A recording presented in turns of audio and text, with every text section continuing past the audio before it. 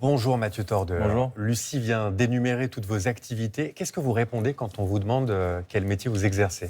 C'est toujours la grande question. Moi, j'ai du mal à me définir. Je dis que je suis un aventurier parce que c'est le seul mot que j'ai trouvé dans le dictionnaire pour définir ce que je fais. Mais la réalité, en fait, c'est que j'ai autant une casquette de conférencier que d'auteur, que de réalisateur de documentaires. Mais l'aventure est au centre de mon activité. Ça fait quoi d'avoir réalisé son rêve de gamin? Est-ce que l'enfant de Mont-Saint-Aignan s'était imaginé un destin pareil? Moi, j'ai grandi avec les aventures et l'univers de Tintin. C'est vrai que j'étais biberonné au BD de Tintin et Milou quand j'étais enfant et donc je rêvais de cette vie d'aventure. Qu'est-ce que ça fait? Je ne sais pas. Moi, je suis une passion, une voie que je me suis un petit peu auto-créée et c'est une satisfaction de tous les jours. Mais je ne prends rien pour acquis et il y a plein d'aventures encore qui me restent à vivre. Alors dans le détail, vous avez traversé 90 pays, mais l'exploit le plus retentissant, il date de 2019. À 27 ans, vous devenez le plus jeune explorateur au monde et le premier Français d'ailleurs à rallier le pôle Sud à ski, en solitaire, sans ravitaillement. Et on a quelques images, on regarde ça ensemble. J'ai commencé il y a 2h30, 3h. Ah putain, j'avance pas. Je prends la caméra parce que j'en ai ras-le-bol. Ce matin, je me suis réveillé, c'est la tempête, il y a 60 km/h de vent dehors. Et là, il fait moins 30. Voilà mon bonheur et mon enfer. J'y suis presque. C'est quoi le point de départ de cette folie qui a changé votre vie? L'Antarctique, c'était un rêve, pour remettre les choses dans leur contexte. L'Antarctique, c'est bien ce continent qui est le plus au sud du globe. C'est un continent qui est gigantesque, qui fait 28 fois la taille de la France, qui est recouvert de glace et de neige, et qui est un continent encore un petit peu mystérieux. On a des bases scientifiques, avec des scientifiques qui travaillent à l'année sur ce continent blanc. Mais moi, l'envie, c'était vraiment une envie très personnelle, une envie de me confronter à la fois à une nature sauvage, mais aussi une envie de me confronter à moi-même, une aventure personnelle, un espèce de défi pour rallier donc le pôle sud, l'axe de rotation de la Terre. Et c'était une aventure qui a duré quasiment 2 mois. C'est combien de kilomètres à ski? 1130 au total. Il faut avoir un petit niveau? Alors, c'est pas très technique, contrairement à ce qu'on pourrait penser. Quand on nous met 2 skis aux pieds et 2 bâtons dans les mains, on marche comme ça toute la journée. Ce qui est difficile, c'est de répéter l'opération tous les jours, chargé, parce que le traîneau pesait 115 kilos au départ, avec toute la nourriture et tout l'équipement. Et puis après, voilà, avoir cette volonté d'avancer dans un univers qui est très stérile, qui est très monochrome. Hostile parfois? Hostile, alors il n'y a pas d'ours. Les ours sont au nord, en Arctique. Les dangers qu'il peut y avoir en Antarctique, on le voyait, c'était surtout le froid, la mauvaise météo et puis évidemment la présence de crevasses, ces grandes trous qui se forment sur les calottes polaires et les glaciers. Et qu'il faut éviter. Cette aventure a duré 50 jours et 3 heures. Qu'est-ce qu'on apprend sur nous-mêmes quand on est dans un environnement, on le disait, parfois hostile? Déjà, on se sent tout petit. Comme je le disais, l'Antarctique, c'est un continent qui est vraiment au-delà de tout ce qu'on peut imaginer. C'est colossal, la quantité de glace qui peut exister. C'est le plus grand désert du monde. Et donc forcément, quand on fait cette expérience un petit peu du vide, parce que là-bas, il y a des animaux, mais ils sont sur la côte du continent. Moi, je n'ai fait que m'éloigner de la côte pour aller vers le pôle sud. Et donc, quand on fait vraiment cette expérience du vide, ça décuple véritablement un peu ce qu'on a à l'intérieur de soi, donc l'intériorité. Et donc, on se découvre sous de nouvelles facettes. Et donc, moi, j'ai découvert plein de choses que j'ignorais un petit peu de moi, comme des choses très personnelles, très intimes, que je raconte dans un livre d'ailleurs, mais qui m'ont montré que voilà, on n'avait pas forcément besoin d'aller à l'autre bout du monde pour expérimenter une sensation de dépaysement ou d'intensité qu'on peut retrouver aussi proche de chez soi. Et puis moi, ça m'a rapproché de ma famille, de mes amis, de mes proches, curieusement. Le fait d'être éloigné d'eux, qu'est-ce qu'ils disent vos parents, par exemple, quand vous leur dites que vous partez à l'aventure dans ces conditions si extrêmes? Il y a de l'inquiétude? Il y a de l'inquiétude, forcément. Je pense que l'inverse serait étonnant. Je crois qu'ils tiennent à moi, donc il y a une forme d'inquiétude.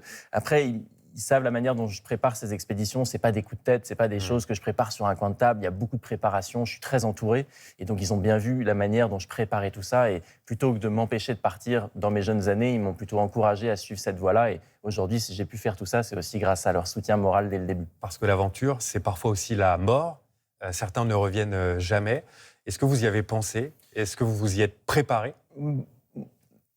Non, pas tellement. Enfin, moi, je ne suis pas à la recherche du grand frisson ou à la recherche du risque. C'est vrai que quand on se dirige vers ces terrains, il y a une part de risque. Mais mon métier et ma manière de voir les choses, c'est plutôt d'apprendre à contrôler ce risque. Et donc ça passe par de la préparation, ça passe par de l'entraînement.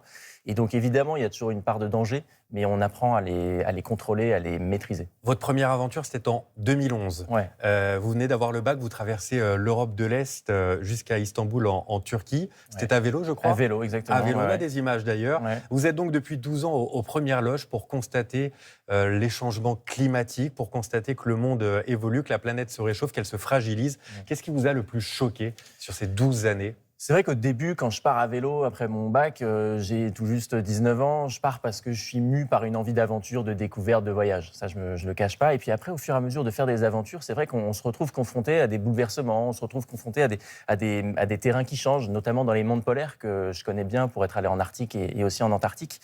Et c'est vrai que moi, je n'ai pas l'expérience d'un Jean-Louis Etienne que vous avez reçu il n'y a pas très longtemps et je ne peux pas dire, voilà, ça fait 20 ans ou 30 ans ou 40 ans que je vais dans ces milieux-là et je les vois changer moi-même parce que, comme vous l'avez dit, j'ai 32 ans. Mais en revanche, les gens qui vivent en Arctique, quand on les sollicite, quand on les interroge, ils vous disent que la banquise, elle est de moins en moins solide, que les phoques, il faut aller de plus en plus loin pour venir les chercher. Moi-même, quand j'étais en Antarctique pour aller rejoindre le pôle Sud, je me suis confronté à des températures qui étaient anormalement élevées, fin 2018. Pas besoin d'aller à l'autre bout du monde. On voit que la situation évolue en France aussi, Absolument. avec les conditions climatiques catastrophiques dans le nord de la France Tout à fait. particulièrement. Tout à fait. Que vaut cette prise de conscience si elle n'est pas généralisée, mondialisée, avec des actes politiques forts? Est-ce que vous avez, vous qui avez visité 90 pays, constaté que nous avions tous la même prise de conscience à l'échelle mondiale?